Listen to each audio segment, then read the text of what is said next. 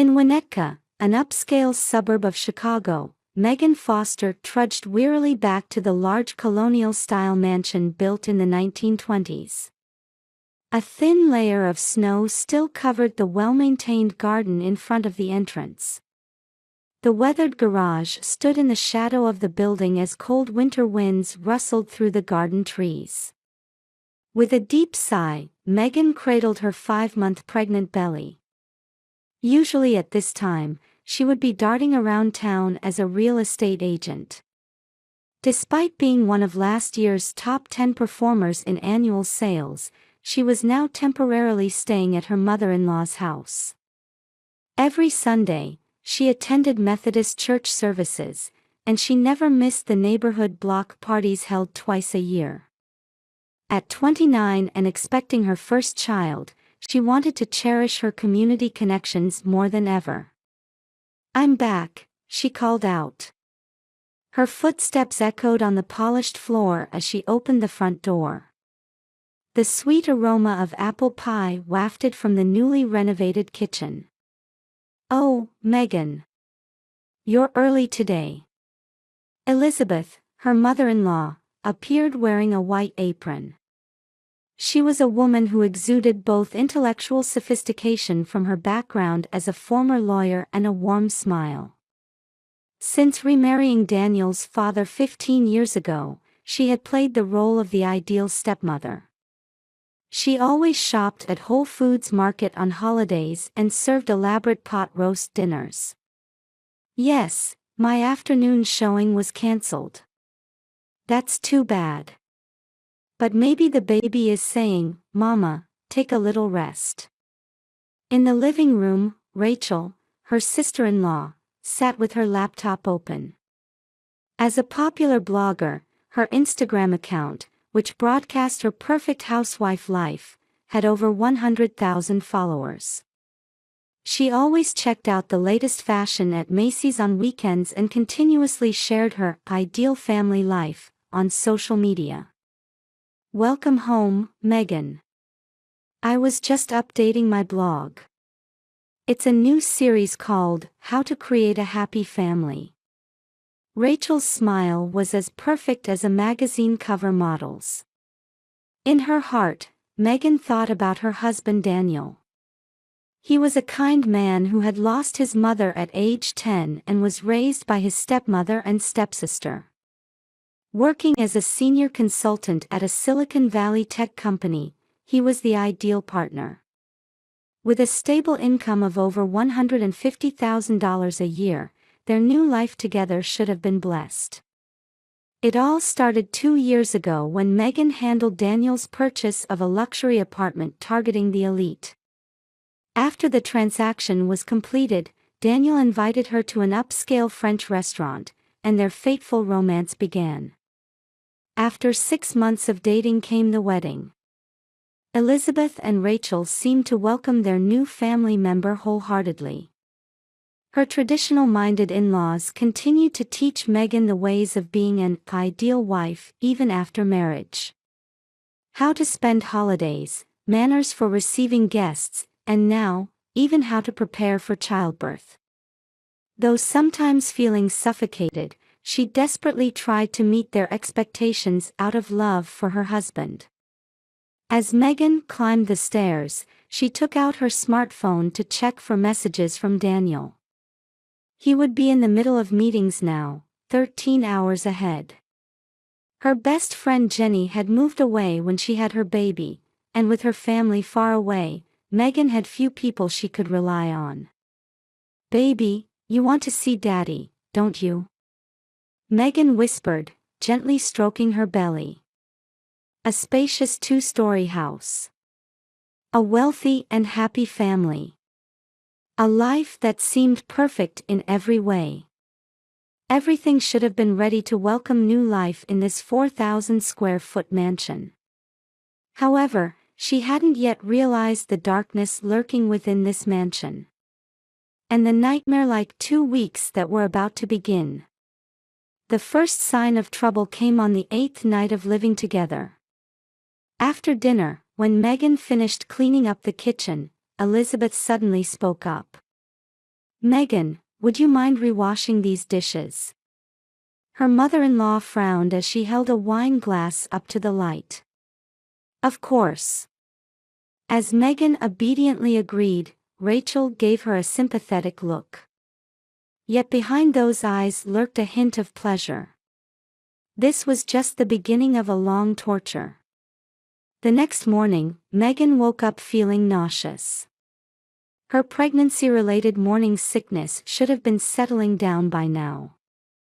But after being made to polish dishes until 2 a.m. last night, lack of sleep had taken its toll on her health. "You don't look well." Elizabeth expressed concern at breakfast, holding an expensive Chinese teapot. "I'm just a little tired."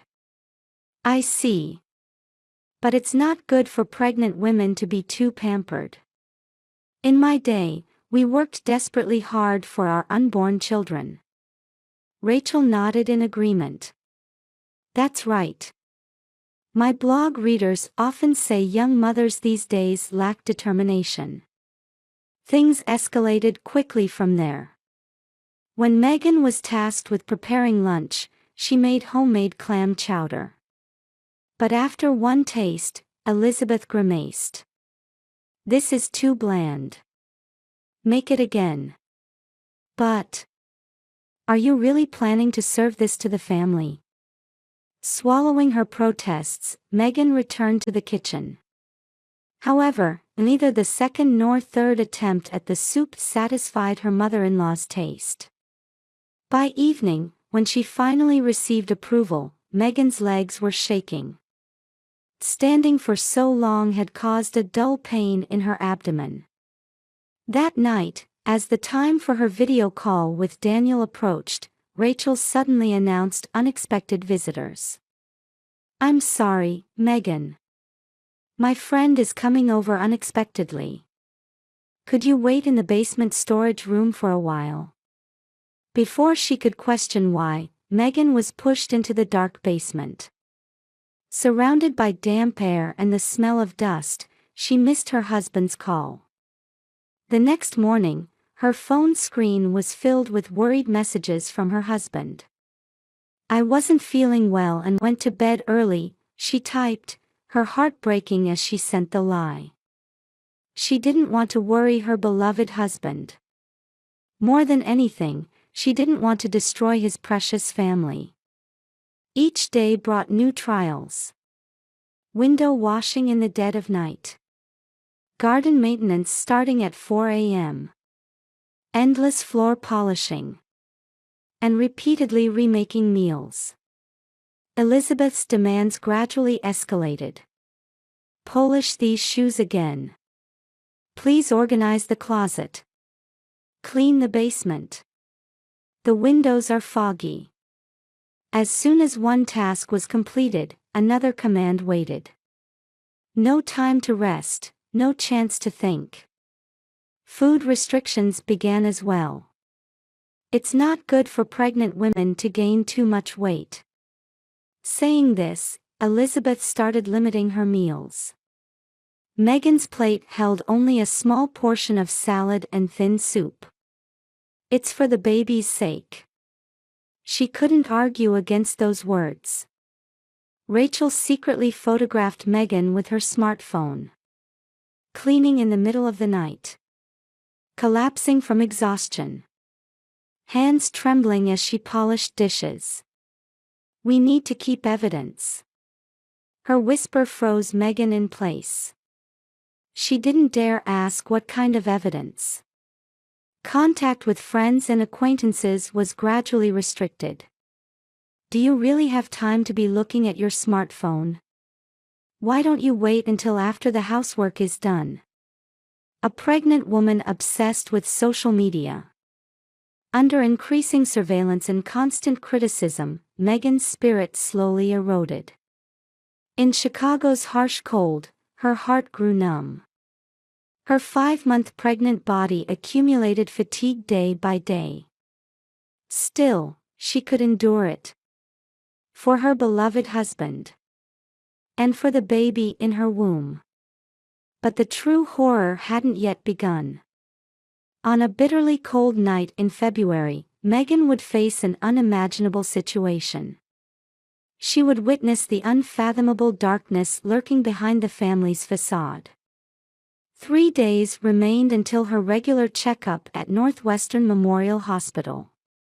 However, she would face a trial so severe that even making it to that day seemed uncertain. February 14th, Valentine's Day night. The temperature in Chicago's suburbs had dropped severely. Megan was in her second-floor room. Though she hadn't had the chance to prepare a gift for her husband, she at least wanted to send a message card. International mail to Singapore would take time.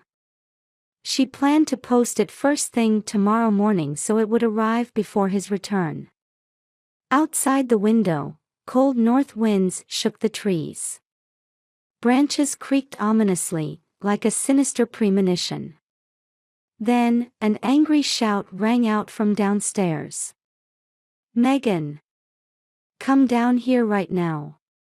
Elizabeth's voice contained a fury unlike anything before. Her heart pounded. Her feet wobbled. Still, Megan slowly descended the stairs. Elizabeth and Rachel stood in the living room. A familiar envelope lay on the table. "What is this? Would you care to explain?" Elizabeth held up the envelope. Megan's hands trembled. It was the appointment confirmation letter that had arrived from the hospital yesterday. "It's for my regular checkup. Why did you hide this from us?" Rachel stepped forward. Her eyes no longer held their hypocritical mask.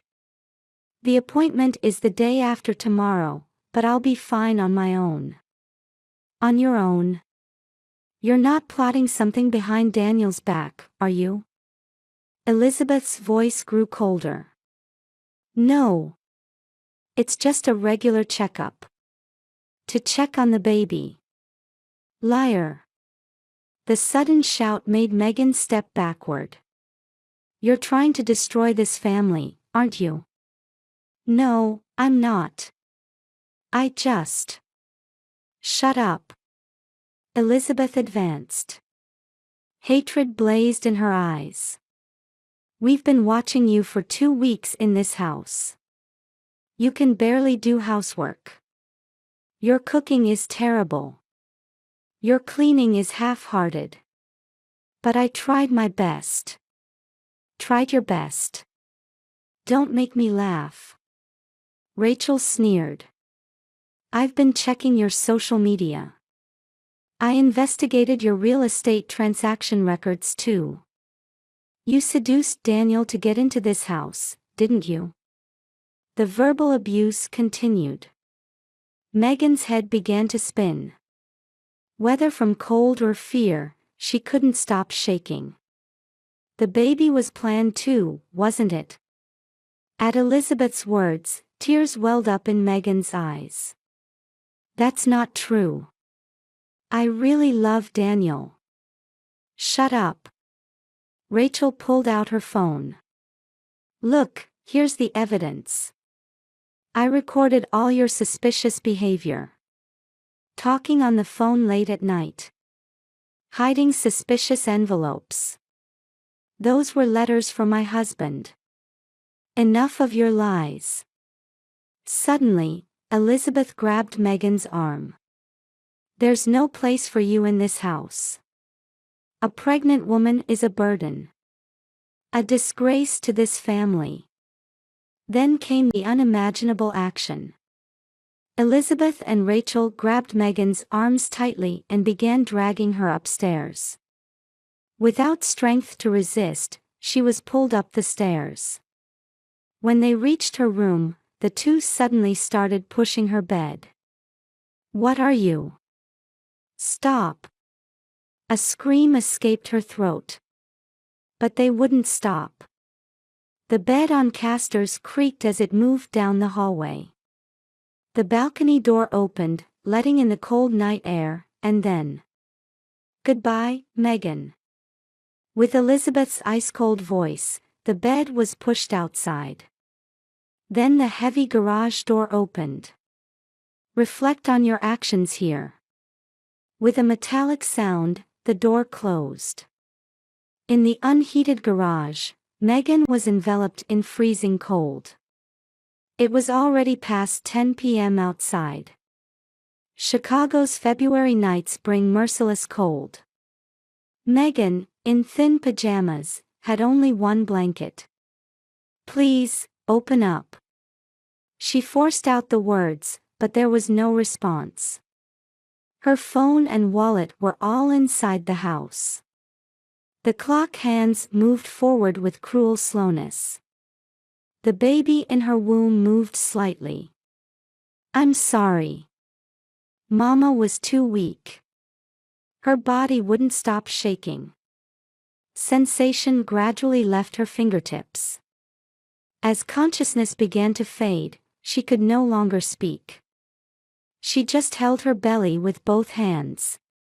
Snow began to fall. Cold wind blew through the gaps in the garage, stealing Megan's body heat. As her consciousness grew hazy, a flame lit in her heart. A flame of vengeance. A flame of anger that would never extinguish against this inhuman treatment. "I'll never forgive them." With a faint breath, Megan uttered these words. Then her consciousness sank into deep darkness. No one yet knew what consequences this freezing night would bring. February 15th, 7:15 a.m.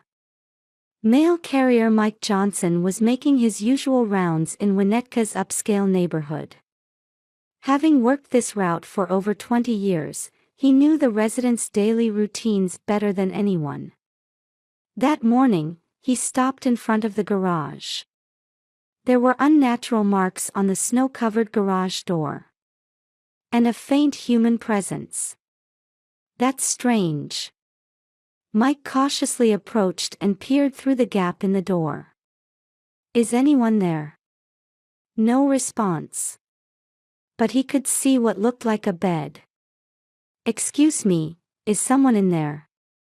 When he called out again, he heard a faint moan. Mike didn't hesitate to take out his phone.